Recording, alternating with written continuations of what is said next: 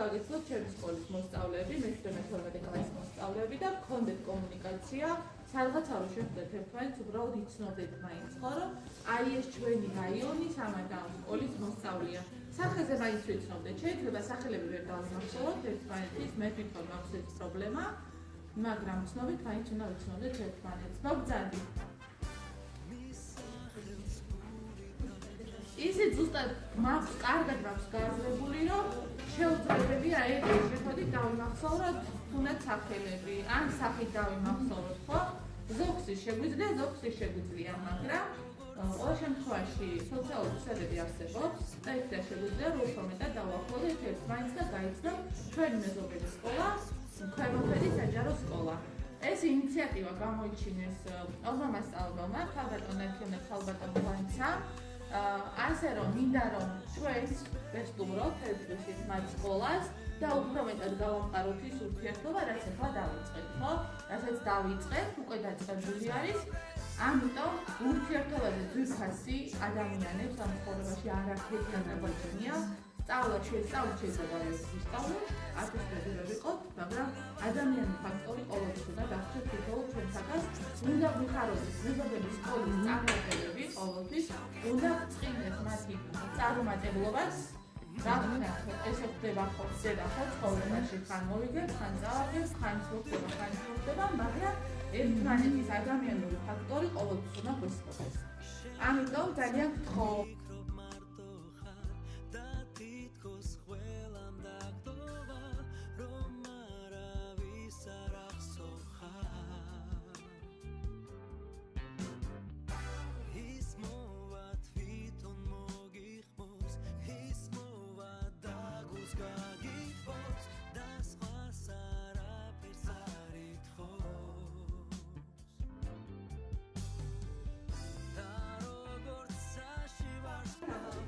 შეიძლება შევარდნა ახალი კომუნიკაციის დასაწყისი. სოფელი კომუნიკაციის. მოგვიანებით შეაშფოთებენ ამასოდეს უკეთეს ფაქტები. ფილმი დამახელებით, პერსონაჟები, ეს გავდის ფილმების ფაქტები მოსახლეობა. როგორც შექმნის სოფელი ზამთრისა ანდრესკა. შექმნის მოძრაობა შევარდნა მოსახლეობა და ის ფაქტს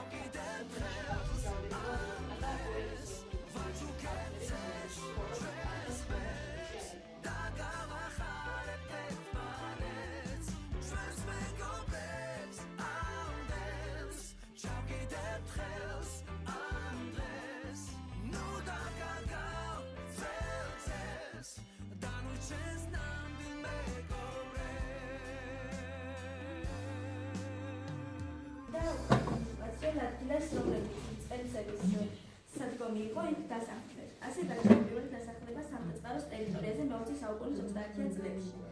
საინგილოს გადმოსახლებული მოსახლეობა სამუდმად დაასახლეს. სამივე უდიდეს დასაწყისში წყარო მოდიოდა. 3.3 წყარო ასე დაერქვა სოფლის სამწუხარო. სამწუხაროს სტატუსი 40-იან წლებში მიიღო.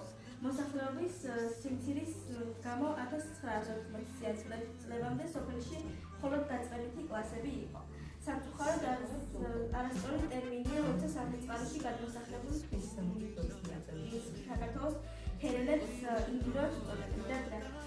იანგილა ეძველი თურქულის სიტყვაა და ახლა თურქულ შეცვლის ნიშნა. შესაბამისად ქრისტიანი ქართველი ვერავინ იქნება ინგილი.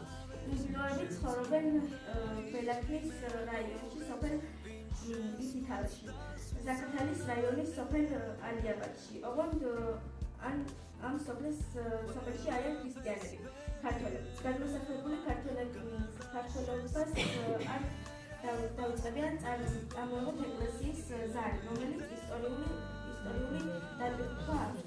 სასოფლმოვანებისთვის ის გადმოსახლებიდან დღემდე კიდია პირველ დასახლების ცენტრი. ძველი სკოლის ადგილას და იმეტება გარდაცვალების დროს, ხანძრის დროს და სოფელში მნიშვნელოვანი მოვლენების დროს. სოფელში წმინდა გიორგის სახელობის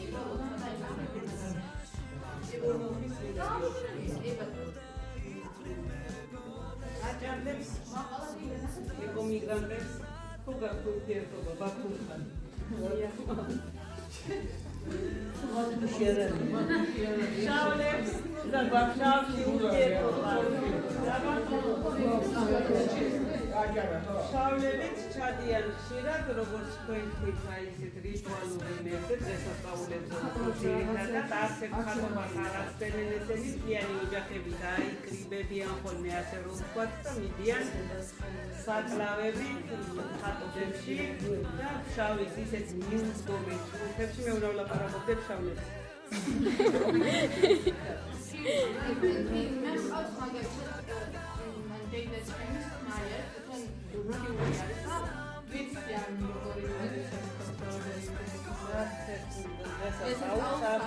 მithumetes გვარის დღესასწაულს გვარის წარმომადგენლები მთლიანი ოჯახები ბევრი ძალიან მიდიან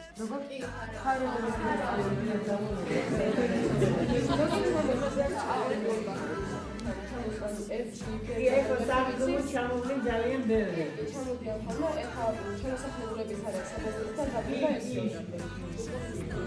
აი ძალიან კარგი მეთოდია ეხლა აი რელიგიაში და იმაში ეხლა სამკაცრებში თუ არის იმიგრანტებისა და ადგილობრივების ის მაგრამ ჩვენ მე რაც მახსოვს ხოლმე დავამთავრე და დავიბადე ის და ყველაფერი აბსოლუტურად არანაირი რაღაცა გადახრა იქით აქეთ რა ისეთი ურთიერთობა მე როცა თუმცა სადმე დავინახავ შეიძლება რა ვიღა რაღაც ბევრი როი ლაპარაკო შეიძლება პირი დაწყო ისე მიყვარს თემოთები თუნდ ერთი სალოცავი ერთი ჯერ იქით კოვახჩოში ვახშე რომელიც კოვახჩოდან ოღონდ ასეთი ის მალერთა დავდიოდი და მე აქ თელის ხალხზე პატარა ის ჩვენ ციკ სალოცავი ავაშე და გიორგი სალოცავია მაგრამ იქ ხელა არის რომ შევა თქვენ ხო დაიხართ და დაგიგებათ ხარ ხო ერთად დავდიოდი ყველა ერთად აბსოლუტურად ძალიან კარგი ურთიერთობა ფშავლებთან და ბერძნებს არ ვიცი მე რამდენი ფშავლისგან გამიგია ნათელა ბედიაშვილი რომელსაც